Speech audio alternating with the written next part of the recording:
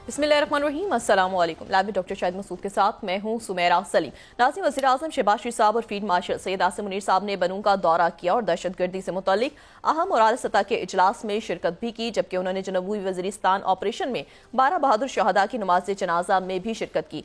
वज़ीर आज़म शहबाज शरीफ साहब ने कहा कि दहशतगर्दी का भरपूर जवाब जारी रहेगा और इसमें किसी किस्म का कोई उबहाम बर्दाश्त नहीं किया जाएगा, जबकि फील्ड मार्शल की जानिब से कहा गया कि रियासत हर साल कीमती जानों और इमलाक के नुकसान की मुतहम्मिल नहीं हो सकती है। इसके अलावा भी दीगर मौज़ूआत पर आज हम गुफ्तगू करेंगे। स्टूडियो में हमारे साथ मौजूद है डॉक्टर शाहिद मसूद। अस्सलाम वालेकुम डॉक्टर साहब।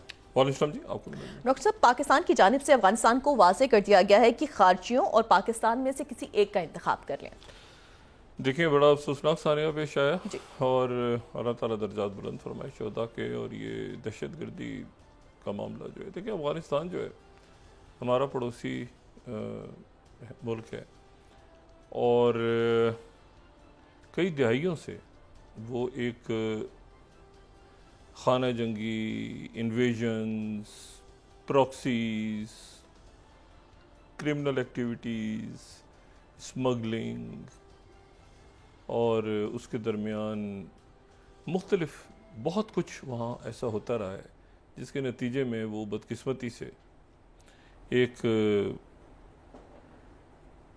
मतलब इसको कहना बड़ा यानी मैं ये तो नहीं कहूँगा कि फेल्ड स्टेट है, लेकिन ये कि उस ज़ुमरे में ज़रूर आता है जहाँ पे एक रियासत में किसी एक हुकूमत की अमलदारी मुकम्मल कंट्रोल ना हो। सही। और वहाँ पर जो मुख्तलिफ़ कायदीन हैं इस वक्त, जो उनकी हुकूमत है, वो ज़ाहिर है कि वो ये गिरोह या तो उनके काबू में नहीं है, कंट्रोल में नहीं है, और या फिर ये है कि ये उनके ख़िलाफ़ कार्रवाई करने की सख्त नहीं रखते। और ये मैं आपको एक बात बताऊँ, देखें ये तो जो अभी नूर मोहम्मद वली जो है मसूद गालिबन जो नबीन के, ये तो तहरीक तालिबान पाकिस्तान का गालिबन TTP का चौथा अमीर, यानी आप अगर शुरू करें बैतुल्ला महसूद, हकीमुल्लाह महसूद, ये दो शुरू में थे, फिर मुल्ला फजलुल्लाह और उसके बाद फिर ये 2018-19 से मेरे ख्याल से। तो लेकिन उससे पहले भी जो है ना ये यानी तहरीक तालिबान के बनने से पहले भी वहाँ पे मुख्तलिफ गिरोह आपस में बरसर पैकात थे और वहाँ पर ये पूरी यानी आप इसको आप 9/11 के बाद से भी जोड़ सकते हैं, उससे पहले से भी जोड़ सकते हैं। वहाँ पर कोई एक हुकूमत जो है वो अपना कंट्रोल नहीं रख सकी।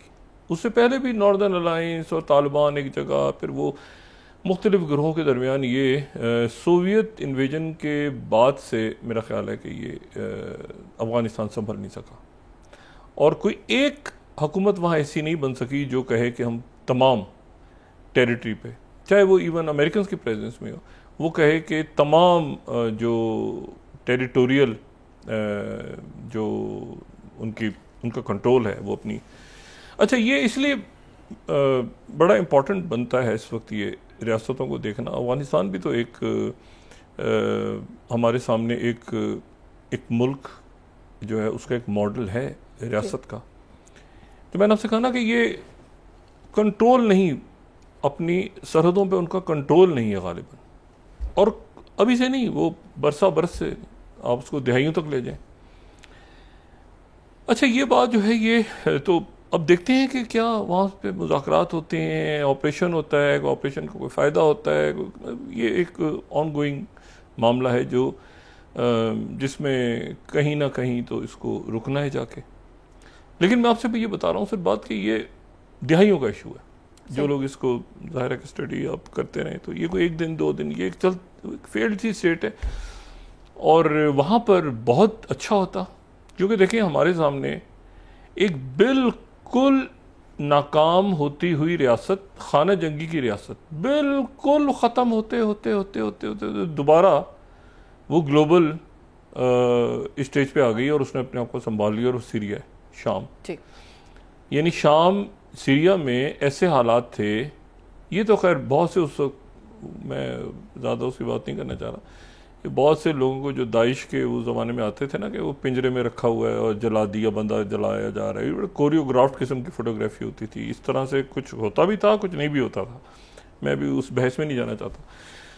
तो वो जो है वो जो पीले ड्रेस में, ऑरेंज ड्रेसेस में बैठे हैं लोग और गोलियाँ, वो कुछ होता था, कुछ कोरियोग्राफ्ड होता था। बस इससे ज़्यादा मैं बात नहीं करना चाह रहा। बहरहाल अब इशू ये है कि वो अच्छा, मैं सीरिया की मिसाल क्यों दे रहा हूँ कि वहाँ पर अहमद शरा ने, आप देखिए ना, वो दाइश वहाँ पे रही, खाना जंगी हुई, ग्रुप लड़ते रहे, अभी ये SDF, अभी ये सारे, लेकिन जैसे तैसे करके आप अगर सीरिया को देखें और सीरिया का रकबा देखें तो वहाँ पर आपको लगेगा इस वक्त तक, और अल्लाह करे आगे भी ऐसे ही रहे, कतर और मुख्तलिफ आप देखें ना, वहाँ पर अरब ममालिक भी हैं, वहाँ पे कतर का भी अपना एक उनके साथ मामला हुआ, सऊदी अरेबिया का है, टर्की का है, फिर इसराइल के साथ उनका एक हिस्सा लगता है, फिर इराक़ के साथ मुख्तलिफ। लेकिन अहमद शरा ने आज के दिन तक सीरिया को बहुत अच्छा संभाला है, बहुत अच्छा संभाला है, ठीक है ना। कुछ वाक़यात और ये वो तो पेश आते रहे वहाँ पे, बहुत अच्छा संभाला है। तो ये मेरी कुछ तवक्को थी अफ़गानिस्तान के लोगों से कि वहाँ पर जो है वो अपने मुल्क को संभाल लेंगे, और ख़ास तौर पे उस वक्त जबकि वहाँ से इनकलाबी हो गया और उनको एक बड़ी ज़बरदस्त किस्म की उनको एक अपॉर्चुनिटी भी मिली। वो अपने ताल्लुकात फटाफट बहाल करते हैं सारे मुल्कों के साथ, और अपने आप को वो इस वक्त इतने सालों के बाद देखें ना, अहमद शरा तो अभी 6-8 महीने हुए हैं बशर अल असद की हुकूमत गिरे, अहमद शरा अक़वाम मुत्तहिदा के जनरल असम्बली से खिताब कर रहे हैं। तो यहाँ पर जो है ये सूरत हाल है कि अक़वाम मुत्तहिदा में मेरे ख्याल से अभी वो नॉर्दर्न अलायंस वाली जो पुरानी गवर्नमेंट थी उसी का नुमाइंदा बैठा है वहाँ, इनको तो रेगनाइज ही नहीं किया। तो देखें ना, अफगानिस्तान के लोगों को खुद उनकी हुकूमत को भी देखना है कि हम ये कहाँ जा रहे हैं, कहाँ खड़े हैं। तो बड़े फैसले हो रहे हैं, बड़ी चीज़ें हो रही हैं, आप इसमें टेररिज्म और इसमें फंसे हुए हैं इसके अंदर अपने। तो ये जो है, और अब ख़ास तौर पे तो बड़ी अपॉर्चुनिटीज़ थी, जबकि चाइना भी है और रशिया भी और पूरा, तो वो अब लेकिन बदकिस्मती से वो जब ये जो है ना, ये क्रिमिनल गैंग्स, इलाका गैर और स्मगलिंग और कुछ उसमें अक्सरियत तो बेचारे मारे जाते हैं ना लोग बीच में, क्योंकि वो उसका हिस्सा नहीं बनते, तो वो फिर जो है वो मारे जाते हैं बीच में। और बाकी क्रिमिनल गैंग्स हैं, तो वो अब किस तरह से उनके जो वहाँ पर जो हुकूमत में लोग मौजूद हैं उनसे किस तरह हम बात करते हैं। इनमें से वहाँ जितने भी लोग मौजूद हैं उनको यकीनन उन सब से किसी न किसी हवाले से हमारे पास इंटेलिजेंस भी होगी, हम जानते भी होंगे बहुत सारी शख्सियात। लेकिन ये है कि अब वो मुस्तकिल चूँकि चल रहा है नॉन स्टॉप, अभी शहादत हुई मेजर की, फिर आज शहादतें हुई, फिर ऑपरेशन हुआ, तो कहीं ना कहीं तो इसको रुकना है जाके, ताकि ये खिता आगे तो बढ़े। तो अब ये है कि देखते हैं कि क्या मज़ीद, आज तो बड़ा दिल दहला देने वाले ये पिछले चंद रोज़ गुजरे हैं, और उधर से सैलाब और उसकी जो आफतें हैं वो सारी। ये मैं आपसे जो ये रियासत की बात कर रहा था ना, देखिए कल वहाँ पर इसी से हम चलते हैं, ये फेल्ड स्टेट वाली बात और आगे।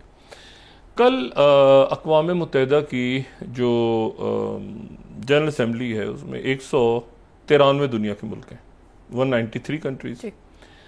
तो 193 मुल्क जो हैं उनमें से 142 मुल्कों ने 142 आउट ऑफ 193 उन्होंने फ़लस्तीन के हक में वोट डाल दिया। ये रिजल्ट है, ठीक है। 10 ने फ़लस्तीनी रियासत के ख़िलाफ़ वोट डाला, जिसमें एक अमेरिका और एक इसराइल है, और इनके इत्तेहादी जो हैं वो मैं आपको बताता हूँ। अमेरिका और इसराइल के जो इत्तेहादी हैं वो कौन कौन से हैं? नौरा, पलाओ, ये मुल्क हैं। पापा न्यू गिनी, ये तो चले नाम सुने हुए हमने, पैराग्वा, टोंगा, माइक्रोनेशिया, और जो हैं ये उसमें हंगरी ने खिलाफ वोट दिया है, और जो है वो अर्जेंटीना में ज़ाहिर है जो हुकूमत उन्होंने भी खिलाफ वोट दिए। तो ये जो 10 मुल्क हैं इन्होंने खिलाफ वोट दिए, 12 मुल्क इसमें गैर हाजिर कर एब्सटेन हो गए, और 142 ने जो है वो फ़लस्तीनी रियासत की हमायत में वोट दिया। सही। General assembly. अच्छा, ये जो है अब ये न्यूयॉर्क डिक्लेरेशन है, ये है न्यूयॉर्क डिक्लेरेशन, जो मैंने कल भी बात की थी कि इसको न्यूयॉर्क डिक्लेरेशन का नाम हम देते हैं। अगर हम सेकंड पे चले जाएं तो ये तो अब बाकायदा अक़वाम मुत्तहिदा की जो वेबसाइट्स पे हैं उन पे भी सेकंड स्लाइड हम दिखाएं तो जनरल असेंबली इंडोर्सेस न्यूयॉर्क डिक्लेरेशन। अच्छा, अब न्यूयॉर्क डिक्लेरेशन ये है तो इसमें ये सिलसिला बना है कि ये टू स्टेट सॉल्यूशन की तरफ बात आगे जाती है, जा रही है। अब इसमें ये बड़ा बहस तलब मामला है कि रियासतें अक़वाम में, मतलब कौन से मुल्क हैं और कौन से मुल्क नहीं हैं, और अक़वाम मुत्तहिदा किसको मानता है और किसको नहीं मानता। मिसाल के तौर पे अक़वाम मुत्तहिदा ताइवान को नहीं मानता, लेकिन ताइवान एक मुल्क तो है ना जी, एक मुल्क तो है, उसको कोई माने या ना माने, एक मुल्क तो है ताइवान। अफगानिस्तान की यहाँ, लेकिन अफगानिस्तान है तो सही। अच्छा, लिबिया में वो जिनको मानते हैं वो तो उनका तो असर ही नहीं है, वहाँ तो खलीफा हफ्तार की गवर्नमेंट, जो त्रिपोली में गवर्नमेंट है।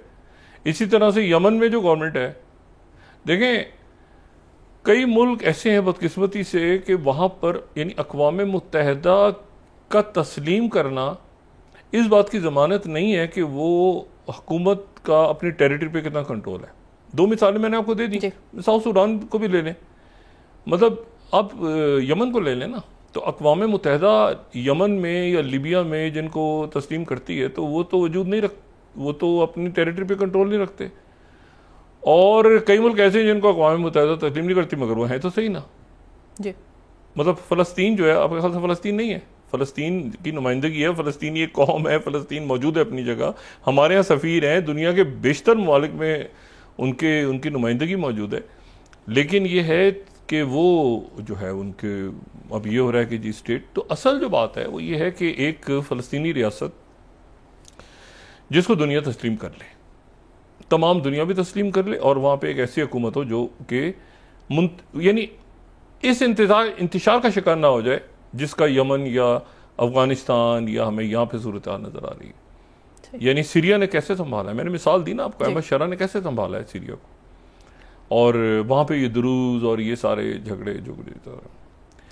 अच्छा, तो ये अब ये न्यूयॉर्क डिक्लेरेशन के बाद जो है ये कल रात को प्रेसिडेंट ट्रम्प के साथ अशाइया में शरीक थे कतर के वली अहद और वज़ीर आज़म और वज़ीर ख़ारजा मोहम्मद बिन अब्दुर्रहमान सानी। वो प्रेसिडेंट ट्रम्प के साथ उन्होंने खाना खाया रात का, और उसके बाद उस अशाइये में जो है वो स्टीव विटकॉफ थे।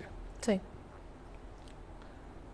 कोई इसकी डिटेल्स नहीं आई, कोई इसके बारे में किसी भी किस्म का कोई एलामिया या कोई बात या मीडिया से कोई गुफ्तगू अब तक कुछ नहीं हुआ। और उसके बाद फिर 1 घंटा जो है वो उन्होंने जेडी वेंस और मार्को रूबियो के साथ अलग से मुलाकात की, ये जिसकी तस्वीर सामने आई। अशाइये की कोई तस्वीर वहाँ पे ना जारी की गई और ना वो अलाउ था कि वहाँ पे, क्योंकि 3 लोगों ने प्राइवेटली बैठे, उसमें स्टीव विटकॉफ कतर के वली अहद और वज़ीर आज़म और प्रेसिडेंट ट्रम्प। उस अशाइये में गालिबन मार्को रूबियो और जेडी वेंस भी नहीं थे। ये अलग से फिर 1 घंटा इनकी मुलाकात अलग से हुई। सही। अच्छा, अब उसमें फिर जो है वो अब क्या बातचीत हुई, ज़ाहिर है मीडिया से उन्होंने इंटरेक्ट नहीं किया अभी तक। प्रेसिडेंट ट्रम्प ने अभी तक की प्रोग्राम ऑन जाने से तक उनसे सवाल भी किसी ने नहीं किया। वो जितनी बात उन्होंने करनी होती है वो करते हैं मीडिया से, वो बाकी बात कह के निकल जाते हैं। उन्होंने ये कहा था कि भाई नेतन्याहू जो है उसने, हमने बताया था इधर, ये वो सारा वो जो भी बात है। तो कतर के जो वज़ीर आज़म और वली अहद हैं वो वापस अब पहुँच जाएंगे दोहा। सही। और दोहा में जो है वो एक इजलास होगा वज़राए ख़ारजा का, अरब और इस्लामी ममालिक, जिसमें शिरकत के लिए साकडार साहब आज निकल रहे हैं रात। और फिर एक अरब और इस्लामी ममालिक का सरबराही इजलास भी हो रहा है, और वो हो रहा है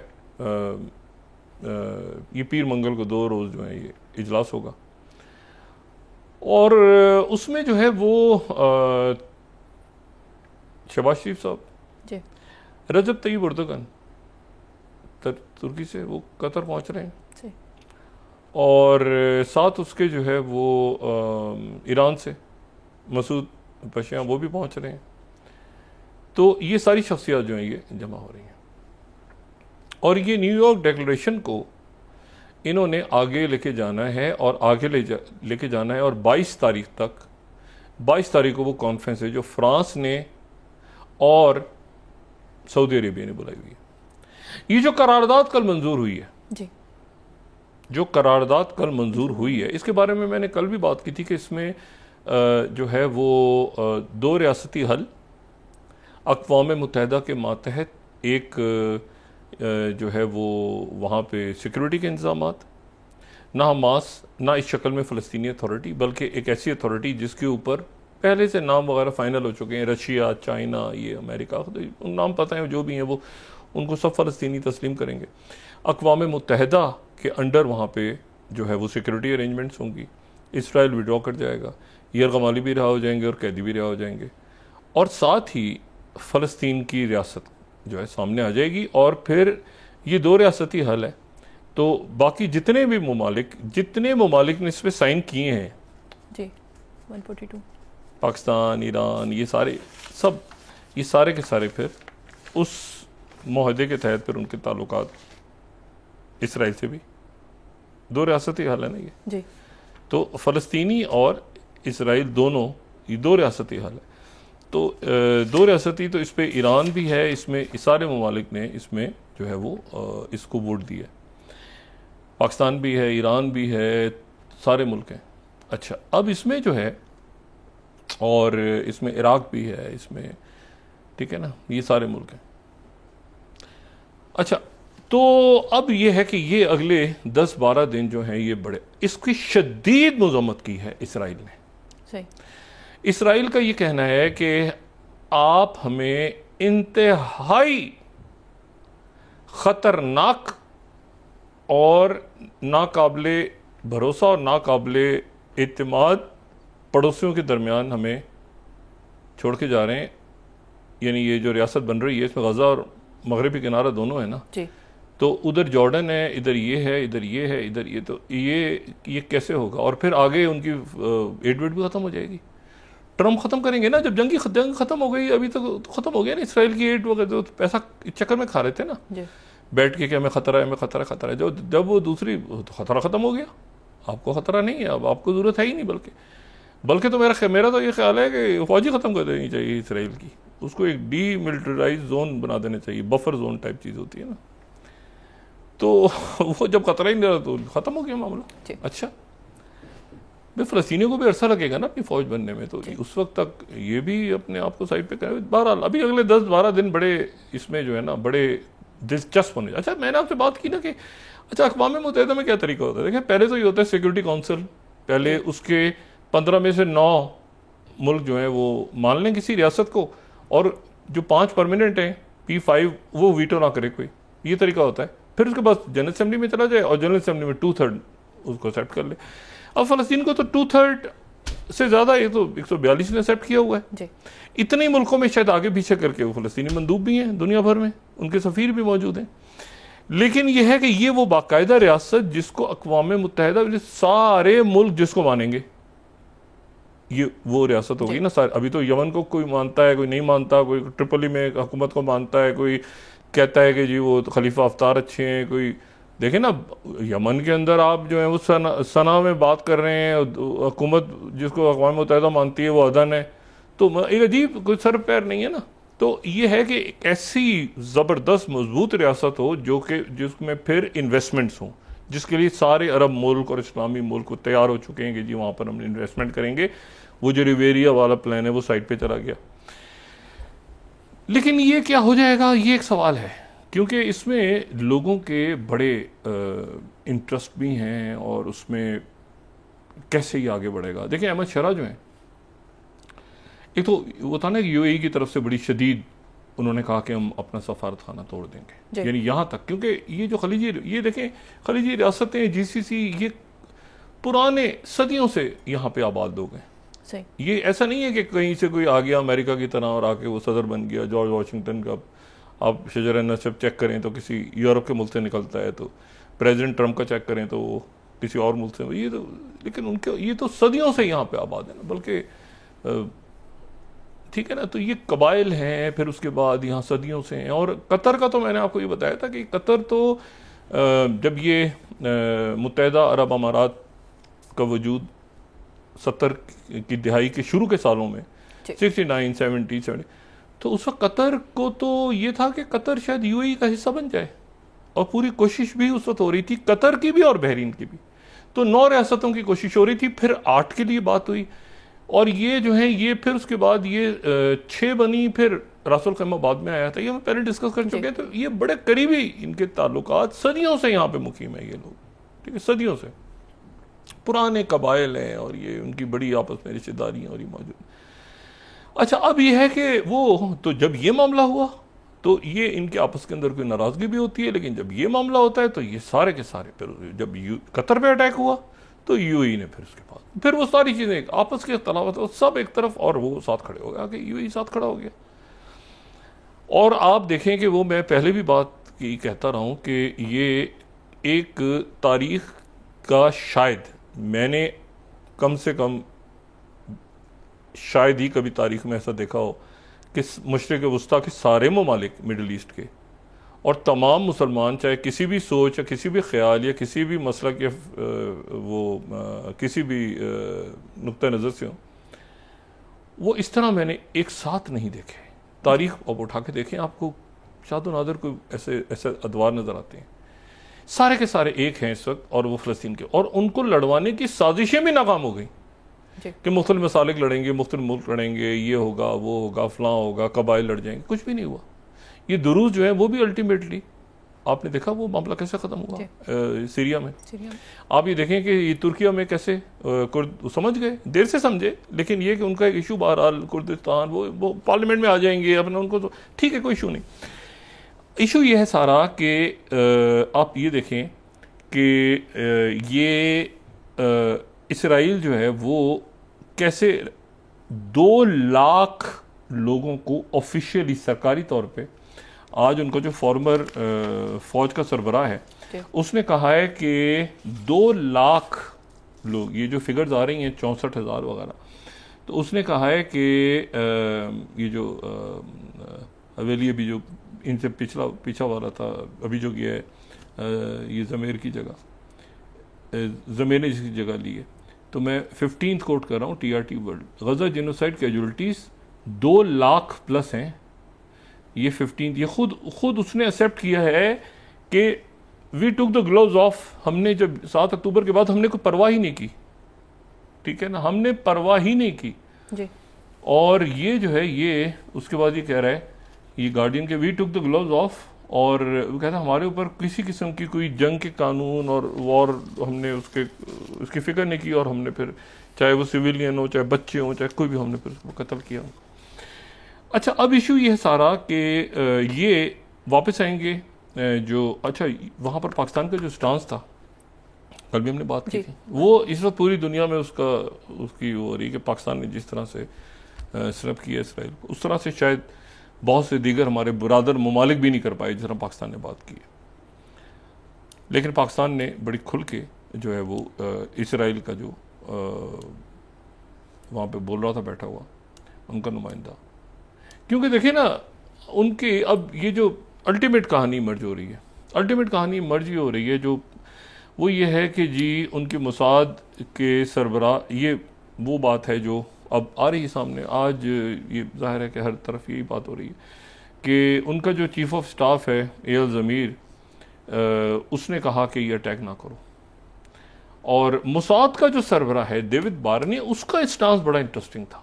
उसने कहा कि एक तो मुज़ाकरात ख़राब हो जाएंगे, दूसरा ये कि हमारे मुसाद के लोगों का एक आना जाना तो चलता है ना खलीजी मुल्कों में कोई कहीं ना कहीं, तो अगर एक दफ़ा ये कर दिया तो फिर हमारे ऊपर जो है हमेशा के लिए वो मसला हो जाएगा जो दुबई में हुआ था 2012 में, 2010 में।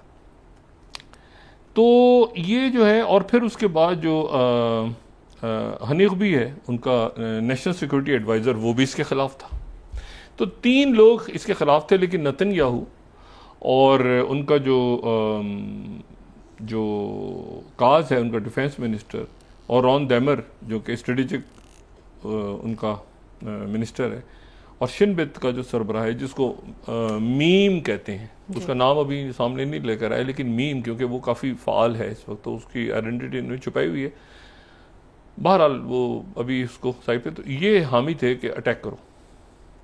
मोसाद ने कहा कि हम नहीं करेंगे, तो उसके बाद ये हुआ कि इन्होंने ये रेड सी के ऊपर से, वॉल स्ट्रीट जर्नल की जो रिपोर्ट है वो कहते हैं कि ये रेड सी के ऊपर से उन्होंने मिसाइल दागे और उसमें गलती हुई और ये सारा कुछ हुआ। और फिर वो आज जो है वो मुख्तलिफ नाम वगैरह उन्होंने हमास की तरफ से अब्दुल्ला अबद अल वाहिद, मोमिन हुसैना, अहमद अबद अल मालिका, ये जो हैं ये इन्होंने अहमद अबद अल मालिका जो हैं ये कतर के जो सिक्योरिटी ऑफिशियल जिनकी डेथ हुई, जो शहीद हुए उसमें, और बाकी जो 5 नाम उन्होंने जारी किए हैं उसमें जो है वो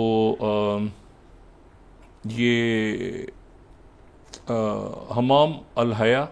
अब हमाम अल हया के बारे में बयान हो रहा है कि वो खलील अल हया के साहबजादे भी इसमें शहीद हुए। अब वो उनके मीडिया पे ये बात आनी शुरू हुई है, उनके मुख्तलिफ जो टेलीग्राम चैनल्स और बाकी जिस तरह कम्युनिकेट करते हैं वो कहते हैं कि ये उसमें, और अब्दुल्ला अब्दुल वाहिद और मोमिन हुसैना और उसमें साद मोहम्मद अल हुमैदी अद-दुसारी, ये जो हैं ये, और जो कतर के जो सिक्योरिटी ऑफिशियल हैं उनका नाम बयान हो रहा है अहमद अब्दुल मलिका, तो ये जो लोग हैं उसमें शहीद हुए।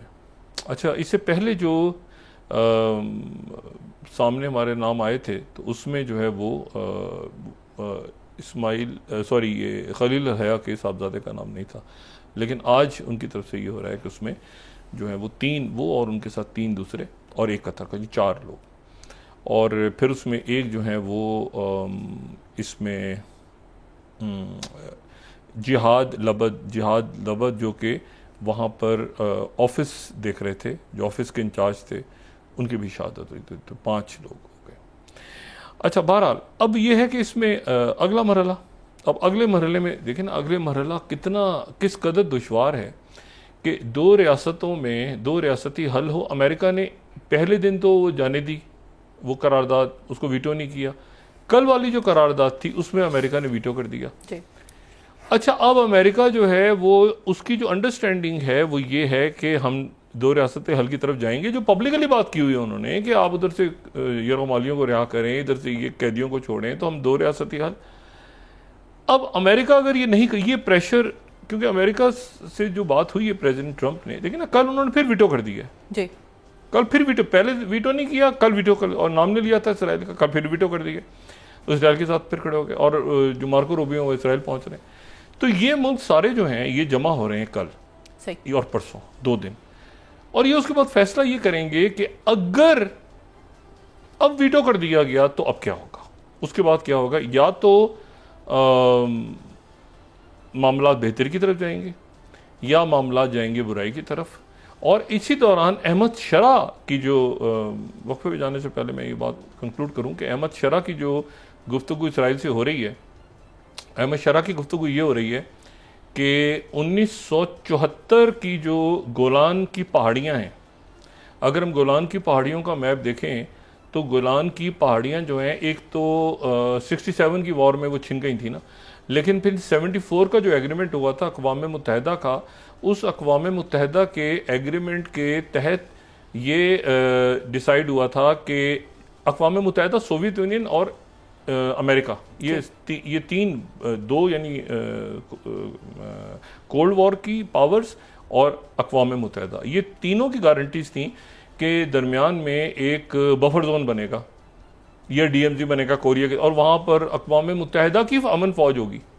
और वो फौज रही दिसंबर 2024 में अहमद शरा की हुकूमत गिरने तक। उसके बाद ये हुआ कि वो इसराइल जो है वो फैलता आगे चला गया। तो 1902 है यहाँ पे लाइंस, एक है 67 की जिसमें इसराइल जो है वो उसने गजा पे कब्जा कर लिया था, लेकिन फिर एक 74 में मुआहदा हो गया था जो कि सीरिया ने, अक़वाम मुत्तहिदा ने, रशिया ने, अमेरिका ने एक्सेप्ट कर लिया था कि ठीक है ये 67 की नहीं बल्कि 74 का जो एग्रीमेंट है जो यम कवर के बाद हुआ था, तो वो सरहद है, उसको मान लिया था, सारे लोगों ने मान लिया था। अब अहमद शरा जो हैं वो ये कह रहे हैं, अच्छा इसराइल ये हुआ कि उसके बाद वो आगे तक आ गया, जैसे ही बशर अल असद की हुकूमत गिरी तो वो ये यानी एक तो 67 की बॉर्डर थे ना, एक 74 का बॉर्डर है, वो 74 को भी फलांग के आगे आ गया। अब ये बात हो रही है कि वो 74 पे वापस जाएगा, सही, यानी बाकी तो वो 67 बॉर्डर्स पे है ना, लेकिन ये गोलान वाले को चूंकि अक़वाम मुत्तहिदा ने मंजूर कर लिया था और रशिया और अमेरिका की गारंटीज के साथ किया था, तो अहमद शरा का तो कहना है ये 67 पे, लेकिन उन्होंने फिर स्पीच की, वो कल उन्होंने खिताब किया, क्योंकि वो मसला जो है इसराइल के लिए ये हो रहा है कि अगर जो है वो 67 पे जाएंगे तो गोलान की पहाड़ियाँ तो बीच में फिर दोबारा अक़वाम मुत्तहिदा की फ़ौज आ जाए, और 74 वाला जो बॉर्डर है, जो बॉर्डर मौजूद रहा 74 से लेके अब तक, ब्रेक के बाद हाफिजुल असद और सारे जिसमें अरब मुल्कों ने भी तस्लीम कर लिया था, अमेरिका, सोवियत यूनियन, सारे मुल्कों ने कि ये यहाँ पे अक़वाम मुत्तहिदा की फ़ौज होगी, तो 74-67 के ऊपर एक उनकी मामलात आगे चल रहे हैं। तो रात को कल तो खिताब भी उन्होंने इसमें किया मशरा ने अपने कौम से, 74 बॉर्डर से बात हो रही है। जी नाज़रीन वापस आते हैं छोटे से ब्रेक के बाद।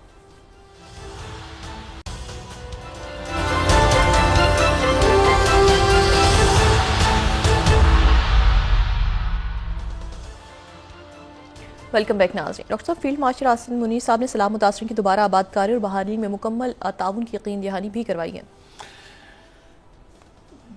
देखिए, सैलाब का तो अभी ये अंदाज़ा होगा। उन्होंने एक बात आज जो फील्ड मार्शल आसिम मुनीर साहब है, उनका एक जुमले पे मैं गौर कर रहा था। उन्होंने कहा कि ये बार बार होने वाली जो तबाहकारियाँ हैं, हर दफ़ा उनका कोई हल तलाश करना होगा। हर दफ़ा जब सैलाब आता है, ये तो देखें बुनियादी बात है ना जी, मतलब है कि वो बंदा इंसान एक वो आम का पेड़ भी लगाता है तो कहता है हर साल इसके ऊपर फल आएगा, भाई ये इतने सालों का, भाई कोई प्लान होता है ना उस पेड़ का भी। यहाँ पूरे के पूरे पुल बन रहे हैं और सोसाइटियाँ बन रही हैं और पूरा एक उसको प्लान ही नहीं है। तो ये तो लॉन्ग टर्म एक बिल्कुल एक प्लानिंग की इस वक्त ज़रूरत है। तो वो अब ये ख़त्म होती हैं आफात, तो उसके बाद फिर तखमीना नज़र आएगा सामने। और ये मैंने आपसे कहा कि ये दिन बड़े इंपॉर्टेंट, एक तो ये अफगानिस्तान जी, ये देखें मैंने मिसालें दी ना आपको भी कि ये किस तरह से एक फेल्ड स्टेट जिसको दुनिया ने डिक्लेयर कर दिया था वो अपने आप को, और बड़ी सरमायाकारी आएगी, बड़ा ज़बरदस्त बनेगा इंशाल्लाह सीरिया, और यमन भी निकलेंगे, सारे मुल्क निकलेंगे, लेकिन उनकी क़यादतें कुछ करें तो सही ना। अगर वो आपस में और अपने आसपास और ये सारी हरकतें करते रहेंगे तो उसके न देखें ना ये ख़त्म हो जाता। अगर ये मामला ना होता ना, ये गज़ा वाला, तो ये मामला तय हो गया था। हुतीज़ का मामला तय हो गया था। सना और अदन एक पेज पे, और अभी भी एक पेज पे आपने देखा कि खाना जंगी हो रही है उनके आपस में यमन में, नहीं तो उधर से ईरान, सऊदी अरेबिया, ये सारे मुल्क, ये बस ये बीच में गज़ा की वजह से, चूँकि वो अदन की हुकूमत वो कर नहीं सकती थी जो सना की हुकूमत ने किया, तो हुतीज़ ने, तो उसके नतीजे में वो एक दूसरी सूरत हाल डेवलप हो गई। लेकिन इनकी तो तुक नहीं बनती यहाँ पे अब अपने मुल्क को ना बनाएं अफगानिस्तान में। उम्मीद करते हैं कि मामला बेहतरी की तरफ जाएंगे। दूसरा ये है कि ये अच्छा, तो ये ध्यान में रखें कि अक़वाम मुत्तहिदा जिसको तस्लीम करता है वो कई दफ़ा डिसफंक्शनल स्टेट्स हो जाती हैं, लिबिया और यहाँ पे जैसे जिनको तस्लीम नहीं करता वो मुल्क तो होते हैं बहरहाल ताइवान या अफगानिस्तान। ये तो ये बड़ी एक तो ये मामला है कि ये दो रियासती हल फिर वो ऐसे होगा जिसको सब तस्लीम करेंगे, ठीक है, अमेरिका भी और इसराइल भी और सारी दुनिया तस्लीम करेगी, उसको वीटो नहीं करेगा अमेरिका। अब इसलिए देखना है कि उन्होंने एक करारदाद को तो वीटो नहीं किया, दूसरे को वीटो कर दिया, हालांकि उसमें इसराइल का नाम नहीं था, दूसरे को वीटो कर दिया। और ये पुलाव वलाव मुल्कों के साथ, ये पुलाव मुल्क है, ये वो खाने वाला पुलाव नहीं है, मुल्क है, एक बड़ा अच्छा मुल्क है हमारा, मैं लाइट नोट पे कह रहा हूँ। तो इस तरह के मुल्कों के साथ मिलके वही ना जिस तरह के मुल्कों ने ताइवान को माना हुआ है, उसी किस्म का एक कबीला जो है ये भी। अमेरिका कहाँ दुनिया में खड़ा हो गया, ज़रा गौर करें अमेरिका के इत्तेहादी कौन से हैं इस वक्त पूरी दुनिया में, 12। तो वो मेरे ख्याल से प्रेसिडेंट ट्रंप ने भी जाहिर है इशारा किया होगा। लेकिन प्रेसिडेंट ट्रंप ने एक और जो है ना, ये देखें इसको, ये यहाँ पे उनकी जो सुशीला करकी हैं, उन्होंने कल हलफ उठा लिया नेपाल का, नेपाल की अबूरी वज़ीर आज़म का। हमारी तरफ से बेहतरीन दुआएं उनकी कामयाबी के लिए, मुबारकबाद उनको। ये उन्होंने निकालना है इसमें से नेपाल को, क्योंकि नेपाल में अनलाइक श्रीलंका और अनलाइक बांग्लादेश एक पूरा मुल्क का रियासती ढांचे खत्म हो गया है कि वहाँ बादशाहत होगी या वहाँ पे पार्लिमानी निज़ाम होगा या कैसे होगा। तो ये जो है ना इस वक्त इसको एक तो उसका ये एंगल है कि भाई ये अचानक हुआ है, कैसे हुआ है, प्रो चाइना अमेरिका ये मुख्तलिफ डिस्कशन हो रहे हैं, लेकिन असल बात तो ये है कि वो इसको भारत और चाइना की तरफ से खामोशी है, उनकी तरफ से कोई इस पर बात नहीं आई, लेकिन भारत में ये डिस्कशन हो रहा है। उन्होंने आज मोदी जी जो है वो उन्होंने दौरा भी किया है वहाँ पाल और मणिपुर, और वहाँ पे जा रहे हैं वो।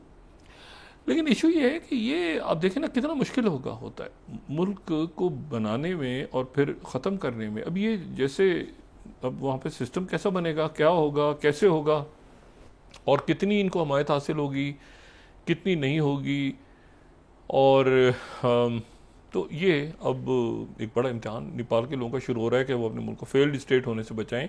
और जितनी जल्दी ये चलती रहती हैं बातें, इंडिया की तरफ झुकाव है, चाइना की तरफ झुकाव है, किसकी तरफ झुकाव है, ये चलता रहे। पहले मुल्क अपना संभाले, पहले एक मुल्क के अंदर वो फेल्ड स्टेट ना हो जाए।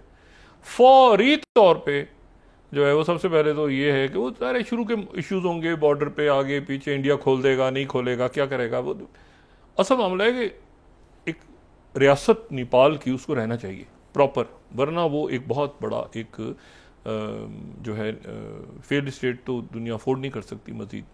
तो नेपाल के लोग बड़े तगड़े हैं और बड़े समझदार लोग हैं, तो जल्दी, और वो बड़े वो हैं काम करने वाले, मेहनती, जब तो वो जल्दी इसको संभालेंगे। और दूसरी बात ये कि ये जो है ना ये कलर रेवोल्यूशन टाइप चीज़, इसकी ये बड़ा ही कोई स्पीडीली अगर ये कलर रेवोल्यूशन, ये तो कलर रेवोल्यूशन तो वो यूगोस्लाविया से स्टार्ट हुआ था ना जी, मिलोसेविच 2000 के अंदर। तो कोसोवो, अच्छा कोसोवो को नहीं मानता अक़वाम में होता है, तो उसको कहते तो वहाँ से ही निकली थी ना इस्तिलाह, ऑरेंज रेवोल्यूशन, ट्यूलिप रेवोल्यूशन, ठीक है ना, वेलवेट रेवोल्यूशन, ये कलर रेवोल्यूशन, ये वहाँ से जॉर्जिया, यूक्रेन, ये सारे शुरू, ये 2004 2005 आगे पीछे दाएं बाएं, कुछ कामयाब हो गए, कुछ नहीं हुए, कुछ ये सारा। लेकिन ये 2014 के बाद जो था वो ख़ास तौर पे प्रेसिडेंट पुतिन ने जब ये हुआ मैदान वाला, तो फिर वो ख़ास जो यूक्रेन के वाले से, तो फिर ये ज़्यादा इस पर दुनिया ने ध्यान दिया। लेकिन ये है कि श्रीलंका में कुछ और हुआ था, बिल्कुल उसकी डायनेमिक्स अलग थी। वो तो IMF से डिफ़ॉल्ट और उसकी तरफ जा रहा था, लोगों ने हुकूमत वो धड़नता था, वो शाही ख़ानदान ही दौड़ गया था वहाँ से। बांग्लादेश में बिल्कुल एक डिफरेंट मामला था, घुटन इतने सालों की एक जमूद वहाँ पे कायम है, और वो एक तहरीक चलती रही, वो हो गया वहाँ। लेकिन रियासत का ढांचा रहा अपनी जगह। अच्छा, लेकिन यहाँ तो ये हुआ है ना कि एक तो एकदम हुआ है जी, और इंडिया को पता नहीं चला, ये एक अजीब सी बात है। मैं इसको बड़ा, मेरे लिए जो है ना, तो वो उनकी हुकूमत जो है वो बात नहीं करी, अब तज्जियाकार बात कर रहे हैं, मगर वो तो ओपिनियन दे रहे हैं सारे, अपना पॉलिसी मेकिंग तो मोदी जी के हाथ में। तो उनकी क्या पॉलिसी है इस पर, एक स्ट्रेटेजिक लेवल पे देखा ना, चारों तरफ से वो एक अजीब सूरत हाल क्रिएट हो गई ना उनके लिए, इंसर्कलमेंट हो गई है, तो उससे कैसे निकलते हैं वो। दूसरी जो बात है वो ये है कि जो प्रेसिडेंट ट्रंप, एक तो वो G7 का जो इजलास हुआ है, दो उसमें बातें हुई हैं।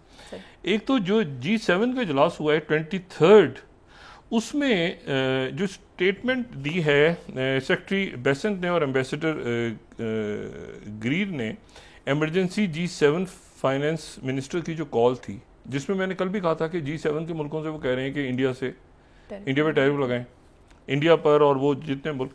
अच्छा, एक तो इन्होंने बात की है उसमें, और उसमें उन्होंने कहा है कि ये जो हैं ये सपोर्टर जितने रशियन वॉर के, उनके ऊपर टैरिफ लगाए जाएं, और जो ऑयल ले रहा है उस पर टैरिफ लगाए जाएं, और जाहिर है कि परचेज जो ऑयल कर रहे हैं। दूसरा जो प्रेसिडेंट ट्रंप हैं, प्रेसिडेंट ट्रंप ने कहा है कि नेटो के मुल्क जो हैं, मैं रशिया के खिलाफ सैंक्शन लगाने को तैयार हूँ, लेकिन उसकी कंडीशन ये है कि तमाम मुल्क जो हैं वो फौरी तौर पे रशिया के साथ ट्रेडिंग बंद कर दें, ऑयल ख़रीदना बंद कर दें, और पता नहीं कितने % पाबंदियां लगा दें, और ये करते हैं और वो कर दें। तो वो सारे कर देंगे तो फिर उसके बाद मैं करूँगा। ये TASS 21st, Trump was to impose sanctions, Russia once NATO country stop buying its oil. अच्छा, और RT news, Trump issues Ukraine conflict ultimatum to all NATO members. तो फड्डा चल रहा है रशिया से। प्रेसिडेंट ट्रंप नेटो मेंबर से कह रहे हैं कि तुम सारे के सारे बंदे बन जाओ, रशिया से ऑयल लेना बंद कर दो। उनको भी कह रहे हैं और मोदी जी को भी। मतलब ये मैं थोड़ी सी सख्त हमारे इस्तेमाल कर रही हूँ, वो कह रहे हैं कि तुम सारे रशिया के साथ, फटा हो रहा है रशिया से। रशिया में इन्वेस्टमेंट सारा सा, अलास्का, गोलगप्पे, सारे दावत, मुलाकातें। वो कह रहे हैं कि तुम लोग रशिया से ऑयल लेना बंद कर दो, अल्टीमेटम है तुम्हें। क्या जबरदस्त पॉलिसी चल रही है। अच्छा, और आखिर में ले देखे सारा, जब कोई नहीं होता, कोई इधर से होता, आखिर में आ जाती है मोदी जी पे बात। फैसलाबाद की गारंटी वाली मोदी जी की पॉलिसी बनी हुई है जी। तो मैंने अभी नेपाल आ गया, इनमें सबसे बड़ा क्राइसिस नेपाल है। और दूसरा जो क्राइसिस है, देखें ये जो राइट विंग स्ट्रांग होना शुरू हो गया ना, प्रेसिडेंट उसको, ये आज वहाँ पे बरतानिया में बहुत बड़े मुजाहरे हो रहे हैं। टॉमी रॉबिन्सन एक नई शख्सियत सामने आ गई है, टॉमी रॉबिन्सन। ये बरतानिया में राइट विंग का कई दहाइयों के बाद आज सबसे बड़ा मुजाहरा हो रहा है। यानी इनका मुतालबा ये है कि दूसरे मुल्कों के लोगों को यहाँ से निकाला जाए और सिर्फ सफ़ेद, वाइट, ठीक है, वाइट जो हैं, यानी ये एक समझ लें कि जो एक्सट्रीम राइट विंग है उनका ये सबसे बड़ा मुजाहरा है। इसके काउंटर पे मुजाहरा हो रहा है, मगर वो इतना बड़ा नहीं है। और ये इन्होंने जो है ये ख़ास तौर पे वो जो मर्डर हुआ है प्रेसिडेंट ट्रंप के दोस्त का, तो उसके बाद स्टीव बैनन भी लंदन पहुंच रहे हैं, जो प्रेसिडेंट ट्रंप के बड़े करीबी साथी रहे हैं। वो भी आज इससे गालिबन खिताब कर रहे हैं। और उन्होंने तो ये कहा हुआ है कि ये बरतानिया और यूरोप सिविल वॉर की तरफ चला जाएगा अगर आपने दूसरे मुल्कों के लोगों को ना बनाया। यही सिलसिला वहाँ पर भी बन रहा है, अमेरिका में भी, कि वहाँ पर भी एक, और मैं आपको ये बात बताऊँ, ये जितने मुल्क हैं ना, ये तो खुद इमिग्रेंट्स हैं जी, ये तो खुद इमिग्रेंट्स हैं ना। तो ये कैसे, अच्छा फिर दूसरी बात ये है सारी कि अगर आप दुनिया से ये बंद कर देंगे ना लोगों को, ये देखें 100 बातें हमारे इख्तलाफात हैं, उनकी पूरी जो टेक इंडस्ट्री है ना अमेरिका की, पूरी टेक इंडस्ट्री में बहुत बड़ा रोल इंडियंस का है, इंडिया का बहुत बड़ा रोल है उसमें। और अगर कोई ये समझे कि जी लेकिन वो कहते हैं कि नहीं अब हम बन गए सारे, तो जाओ। तो बात यह है कि अब ये एक ऐसा सिनेरियो डेवलप हो रहा है जिसमें आने वाले दिनों में ये, अभी तो अगले 10 दिनों में क्या होता है खित्ते के अंदर, या तो ये मामला तय हो जाएगा या ये बुरी तरह से कि चिंगारियां जो है ना बहुत बड़ा अलाव बन के, खुदा ना खास्ता, ये इंगल्फ करेंगी। क्योंकि नेतन्याहू के लिए ये जो है ना ये एक बहुत बड़ा इशू है कि इस वक्त वो सबको, और 2 लाख बंदे शहीद करके हमास, ईरान, आगे पीछे दाएं बाएं और सब इस वक्त कहें कि अच्छा, मतलब हम नेतन्याहू की जगह कहते हैं अच्छा हम सारे अभी आप प्लान करो और फिर देखते हैं आगे। लेकिन प्रेसिडेंट ट्रंप जो हैं वो अब इस पर पहले कमिट कर चुके हैं, स्टीव विटकॉफ भी कमिट कर चुके हैं। ये मुल्क वोट नहीं डाल सकते थे अगर इनको अमेरिका का खामोश इशारा ना हो। तो बहुत सारे मुल्क इसमें ऐसे हैं जिनको अमेरिका की तरफ से इशारा, अब ये टोंगो वोंगो, ये तो मतलब इन्होंने तो टांगा बना के रख दिया ना अमेरिका को। तो बहरहाल ये है कि ये उनके इत्तेहादी रह गए हैं। तो देखते हैं कि अगले 10 दिनों में क्या होता है। जी बहुत शुक्रिया डॉक्टर साहब। नाज़रीन, इसके साथ ही आज का प्रोग्राम अपने इख्तिताम को पहुंचा। मुझे सुमेरा सलीम को इजाज़त दीजिए। अल्लाह ने के बाद जी डॉक्टर साहब, अपना दोस्तों, रिश्तेदारों, गिरदोनवा के लोगों का सब ख्याल रखिएगा। अल्लाह हाफ़िज़।